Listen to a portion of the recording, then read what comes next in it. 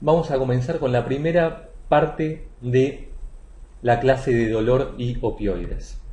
En primer lugar, la definición. Según la Asociación Internacional para el Estudio del Dolor, se define dolor como una experiencia sensorial y emocional desagradable, asociada a un daño real o potencial de los tejidos, o descrita en términos de tal. Hay muchas definiciones de dolor, pero es importante tener en cuenta que en todas se habla del dolor como una experiencia totalmente subjetiva. No es lo mismo el dolor que puede sentir para un infarto una persona que está acostumbrada a tener dolor, pongamos el caso de un boxeador, que un oficinista cuando tiene el mismo tipo de infarto. Es decir, es una experiencia subjetiva y que también se valora, tiene en cuenta los antecedentes personales de dolor, las experiencias previas que haya tenido. ¿Cómo se mide el dolor? Existe una calificación verbal y una numérica.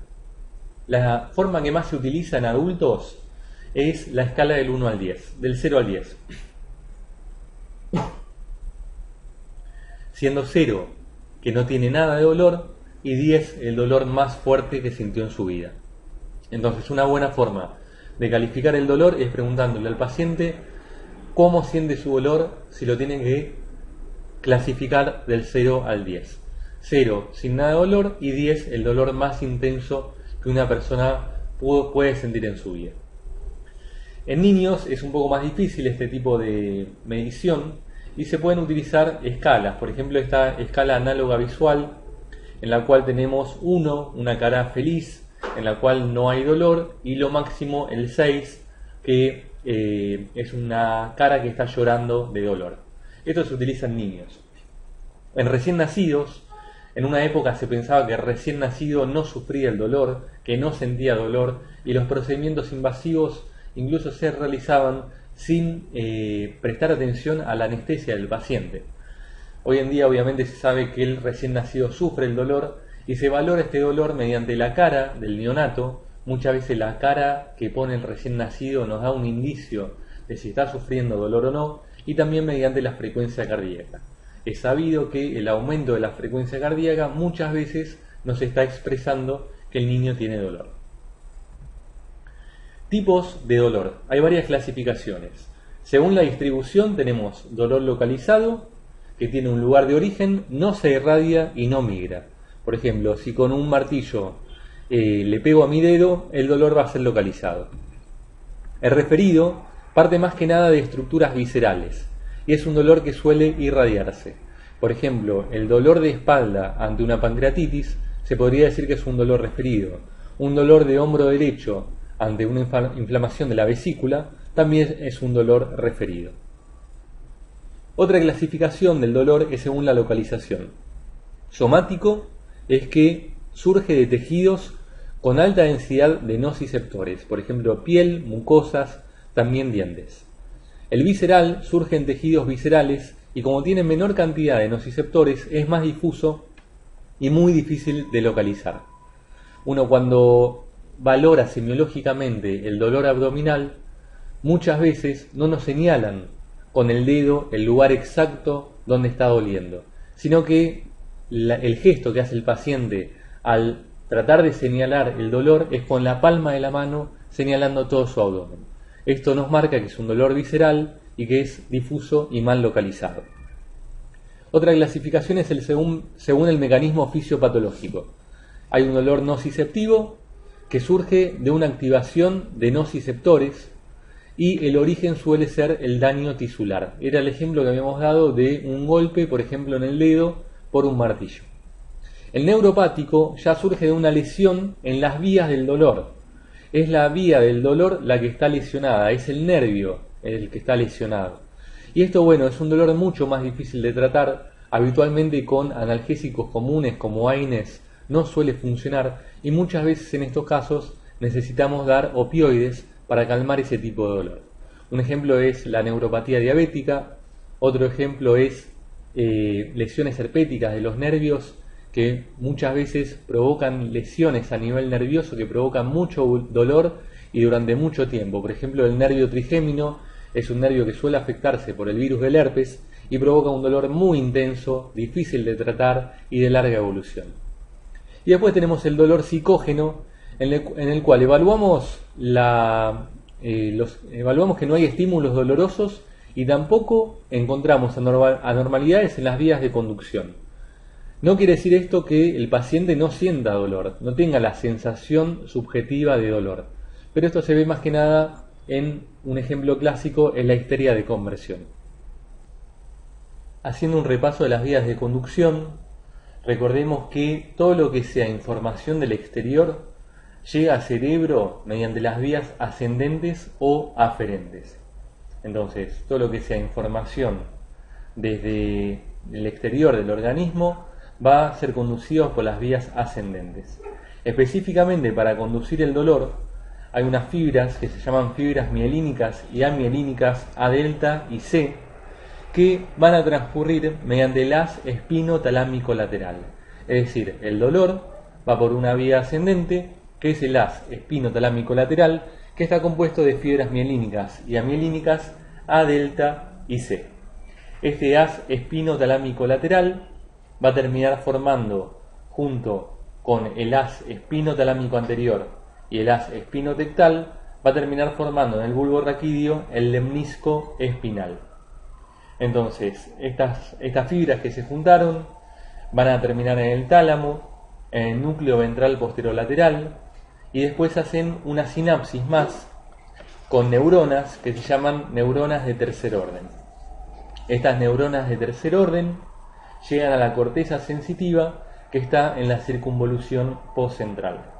Entonces recordemos, a modo de recordatorio es esto, de lo que ya sabemos de años anteriores, que el dolor va subiendo, va ascendiendo por vías aferentes a través del haz espino-talámico lateral. En cuanto a la fisiología del dolor, para que exista dolor tiene que haber liberación de neurotransmisores y o neuromoduladores. La diferencia entre neurotransmisor y neuromodulador es que el neurotransmisor actúa de manera más rápida, pero tiene una duración de acción menor, mientras que el neuromodulador tarda más en empezar a actuar y su acción está presente durante un tiempo más prolongado. A nivel espinal encontramos el asta posterior y sustancias gelatinosa de Rolando, con receptores para opioides, catecolamina, serotonina, GABA y glicina. Y a nivel supraespinal hay una modulación en la corteza cerebral, en el tálamo, en el hipotálamo, sistema límbico y corteza cingulada. Fíjense que que intervenga el sistema límbico a nivel supraespinal nos da un patrón de la subjetividad del dolor y de cómo las emociones pueden hacer que el dolor varíe a pesar de que la intensidad siga siendo la misma. O sea, el mismo dolor, según cómo uno está en cuanto a las emociones, esto es el sistema límbico, puede aparecer de manera diferente, con una intensidad diferente, ser percibido de manera diferente. Los neuromoduladores excitatorios son glutamato, aspartato, sustancia P, péptido intestinal vasoactivo y colecistoquinina. Todos estos neuromoduladores excitatorios favorecen la conducción del dolor y lo que hacen es, ¿cómo se puede decir? Lo que hacen es generar el estímulo del dolor. Mientras que los inhibitorios son un mecanismo de defensa que tiene el organismo para que esa sensación de dolor pueda ser aplacada. Y son los opioides endógenos, norepinefrina, serotonina, somatostatina, GABA y glicina. Fíjense, el sistema opioide endógeno consta de beta-endorfinas, encefalinas y dinorfinas. Hay endomorfinas 1 y 2 también que tienen alta afinidad por los receptores mu. Un sistema serotonérgico también interviene en el dolor y sistema noradrenérgico que sobre receptores alfa-2 presinápticos inhiben la liberación de sustancia P, por lo cual la activación del sistema noradrenérgico hace que el dolor sea inhibido.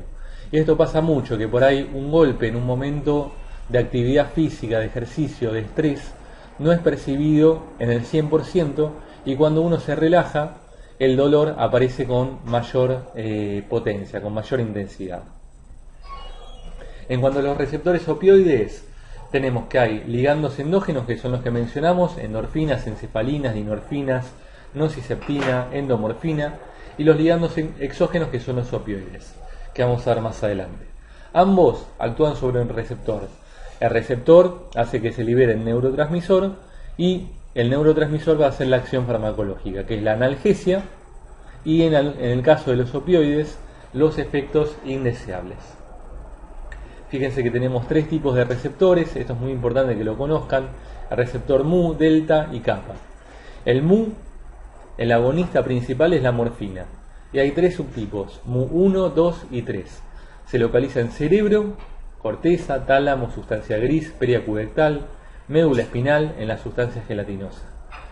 El delta, receptor delta, se divide también en tres receptores: el delta 1, delta 2 y delta 3.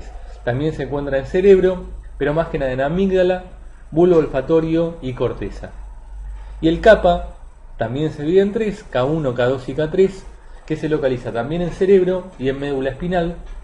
En cerebro, en hipotálamo, sustancia gris, periacurectal y sistema límbico, y en la médula espinal, en la sustancia gelatinosa. Fíjense cómo actúa el receptor mu. Se acopla a proteína GI. Al activarse la proteína GI, hay una apertura de canales de potasio. Como entra mucho potasio, que es con carga positiva, se hiperpolariza la célula. Y al estar la célula hiperpolarizada, aumenta el umbral de despolarización, por lo cual necesita un estímulo doloroso mucho mayor para que empiece el potencial de acción y se conduzca este estímulo. Las kappa, los receptores kappa, también están acoplados a proteínas GI, pero su activación provoca el cierre de canales de calcio. Y como no entra calcio, y el calcio es necesario para la liberación de neurotransmisores, como no entra calcio, se inhibe la liberación de los neurotransmisores excitatorios y el dolor desaparece. Y los delta actúan igual que los mu: proteína GI y apertura de canales de potasio, por lo cual se hiperpolariza la célula, aumenta el umbral de despolarización y se necesita un estímulo mayor.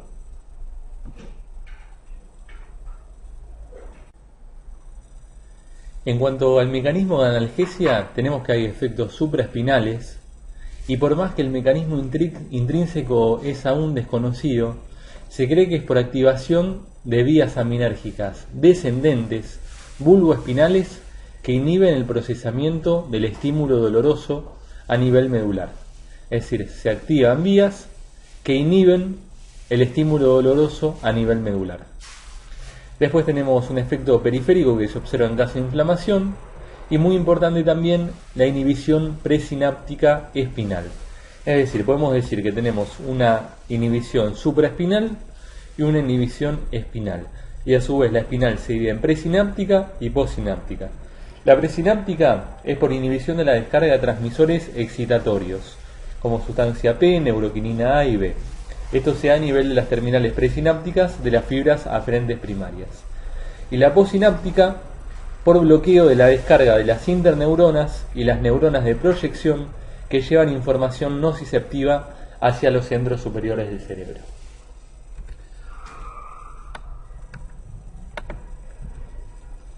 Vamos a ver cómo es el manejo farmacológico del dolor. Hay una escala analgésica, que es una serie de escalones que deben seguirse para poder manejar el dolor de forma eficaz. En los dolores más leves se utiliza el escalón 1, y en los dolores más fuertes llegamos hasta el escalón 4, pasando siempre por el escalón 2 y el escalón 3. El escalón 1, como dijimos, para dolores leves utilizamos analgésicos no opioides. En general, AINES, podemos utilizar paracetamol, podemos utilizar metamizol, pero lo más común, AINES y paracetamol. El escalón 2 ya es la asociación de los analgésicos no opioides, como por ejemplo AINES, con algún opioide débil, por ejemplo codeína o tramadol. Entonces asociamos los que habíamos utilizado en el escalón 1 con opioides débiles como codeína o tramadol. Esta asociación van a provocar un sinergismo de potenciación, debido a que el mecanismo de acción de los AINES o paracetamol es distinto al mecanismo de acción de los opioides débiles, Y como estamos dando dos drogas de distinto mecanismo de acción, logramos un sinergismo de potenciación. De esta manera no es necesario llegar a dosis altas de ninguna de las dos familias, y de esta manera evitamos entonces los efectos adversos. Ya el escalón 3 es la asociación de opioides potentes con los AINES o paracetamol. Y llamamos opioides potentes, lo vamos a ver más adelante, a morfina, oxicodona, fentanilo, metadona, buprenorfina. Y ya bueno, en el escalón 4 es raro llegar a este nivel, pero ya se utilizan métodos invasivos.